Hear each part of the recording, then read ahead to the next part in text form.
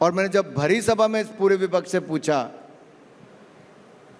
कि संविधान के पन्ने कितने होते हैं, तो एक भी नहीं बता पाया। मैं जब प्रोपेगेंडा की बात कर रही हूँ अनुराग जी, तो मैं इसलिए पूछ रही हूँ क्योंकि एक कोशिश की जाती है कि विदेश में जो मौजूदा सरकार है उसकी एक ऐसी छवि उकेरी जाए जिसे लेकर बहुत सारे सवाल खड़े हों। आपको लगता है कि वो प्रोपेगेंडा एक काम कर रहा है विदेश में, क्योंकि इस तरह की एक छवि उकेरने की कोशिश होती है? वो संविधान से भी जुड़ी हुई है, वो जाति व्यवस्था से भी जुड़ी हुई है, और वो आपकी सरकार की हिंदू मुसलमान वाली नीति से भी जुड़ी हुई है। देखिए, पहला तो मैं कहूं कि पंडित नेहरू जी से लेके इंदिरा जी, राजीव जी और सोनिया जी तक भी, ये सभी के आप पिछले पुराने बयान देखिए, सभी ने जाति जनगणना के लिए ना कहा था। एक नहीं, बार बार उल्लेख है इसका। इनकी अपनी सरकार में भी जब सेंसस हुआ उसमें भी इन्होंने कुछ नहीं बार रिपोर्ट आने दी। आज ऐसी क्या मजबूरी बन गई कि जब राहुल गांधी जी तीसरा चुनाव एक साथ हार गए तो उसके बाद विभाजन करना चाहते हैं देश का, कितने टुकड़े करना चाहते हैं, किस टुकड़े पे राज करना चाहते हैं, और टुकड़े टुकड़े गैंग को अपनी पार्टी में शामिल करवाकर टुकड़े गैंग उनको फिर आगे बढ़ने का अवसर देते हैं। सवाल ये खड़ा होता है कि टुकड़े टुकड़े गैंग को कांग्रेस में क्यों शामिल करवाया, जातिवादी पे या जाति की राजनीति क्यों करना चाहते हैं।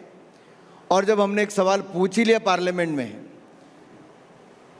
कि जिसको अपनी जात का पता नहीं वो जाति जनगणना मांगते हैं। अब पूछा तो मैंने था, अब इतनी मिर्च लगी कि एक के बाद दूसरे नेता वहां पे खड़े हो गए। और मज़ेदार बात यह है कि उसके बाद देश भर के सोशल मीडिया में इन दोनों नेताओं के, अखिलेश जी के, राहुल गांधी जी के इतने बयान सोशल मीडिया पे चलने शुरू हो गए। कभी किसी पत्रकार की जाति पूछते थे, कभी किसी दूसरे की जाति पूछते थे।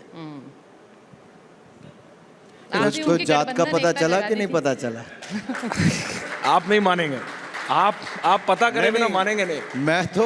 मैं तो अगले सेशन का इंतजार कर रहा हूँ, रिपब्लिक का नहीं, बताइए, पार्लियामेंट का।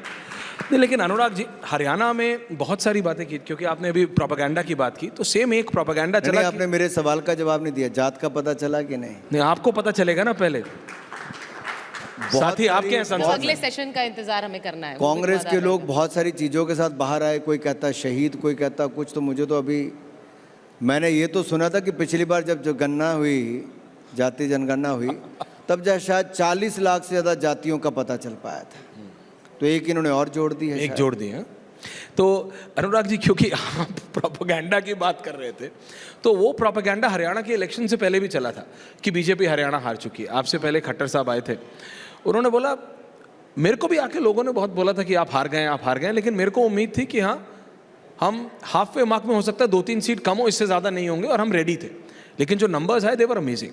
अब हरियाणा तो हो गया, अब महाराष्ट्र है, झारखंड है, उसके बाद दिल्ली है। आपको लगता है BJP is going to repeat itself Maharashtra में? क्योंकि महाराष्ट्र में आपके पास जितने भी ऑपोजिशन थे, और महाराष्ट्र और हरियाणा की पिक्चर अलग अलग है, आप जानते हैं। महाराष्ट्र में अजीत पवार तो आपके साथ, शिंदे साहब को तो आप ले आए, अशोक चव्हाण साहब को तो आप ले आए, बस मतलब क्या बताऊं, बस पवार साहब बड़े वाले नहीं आए, बाकी तो सब आपके पास है। तो विपक्ष तो है ही नहीं कुछ आपके पास। क्या है विपक्ष?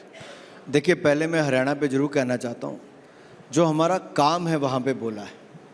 बगैर खर्ची पर्ची के जो 1.5 लाख नौकरियां मिली, वो एक चर्चा थी नीचे कि किसी गरीब से गरीब व्यक्ति को भी अपना खेत नहीं बेचना पड़ा, अपना कर्जा नहीं लेना पड़ा, किसी को रिश्वत नहीं देनी पड़ी, ईमानदारी के साथ 1.5 लाख से ज़्यादा नौकरियां दी, तो हमारी सरकार ने दी।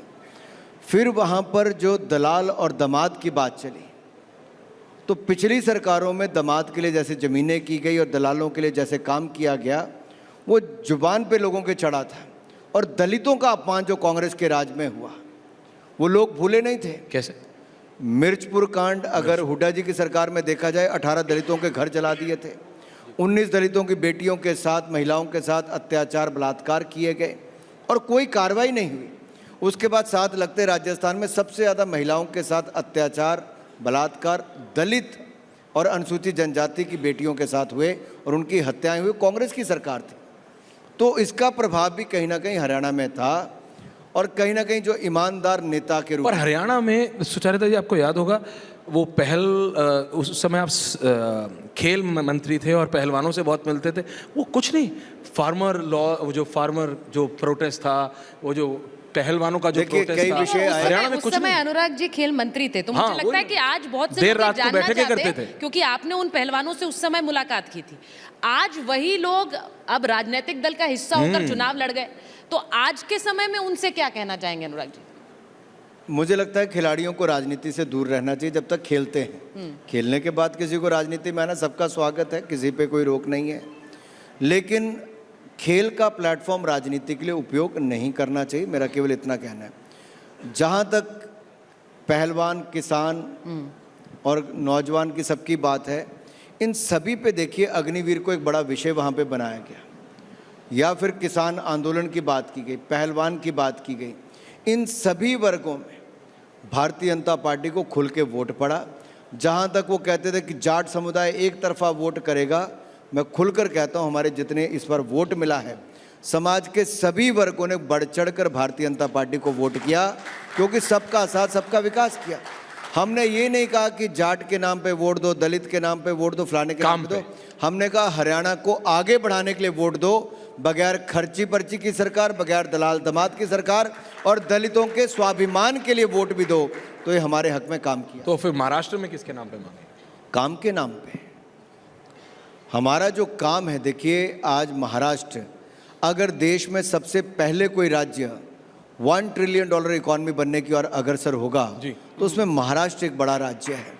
और हमारी वहाँ की सरकार ने शानदार काम किया है, गठबंधन की सरकार है, लेकिन बहुत अच्छा तालमेल है योजनाओं को धरातल पर लागू करने के लिए। मैं आपके सामने ऐश्वर्या जी एक छोटा सा उदाहरण देना चाहता हूँ। आप बॉम्बे, क्योंकि आपका पहले बड़ा ऑफिस तो वहीं था, बिल्कुल सर। आप कोस्टल रोड देखिए जी, जैसे ही उद्धव ठाकरे की सरकार आई बंद हो गया, मेट्रो का काम बंद हो गया, सड़कों का काम ना के बराबर चला। ये केवल उस समय की इनकी गठबंधन की सरकार, पवार साहब, कांग्रेस और उद्धव ठाकरे जी, ये केवल इसी जुगाड़ में लगे थे कि कैसे सरकार को 5 साल चलाना है। बाकी कामकाज ठप हो गए थे, जनता तंग आ चुकी थी। यहाँ तक कि उद्धव जी तो अपने विधायकों से भी नहीं मिल पाते थे, तभी तो ये टूट कर आए हैं, नहीं तो कोई कारण ही नहीं था। और आज ये हालत है कि तीनों राजनीतिक दलों के कार्यकर्ता ही नहीं, आम जनता भी मिलना चाहे तो मिल सकती है। और ये प्रोजेक्ट कोस्टल रोड जो कल्पना की थी 1967 में, वो तब नहीं बना, आज हमारी सरकार ने बनाकर पूरा कर दिया।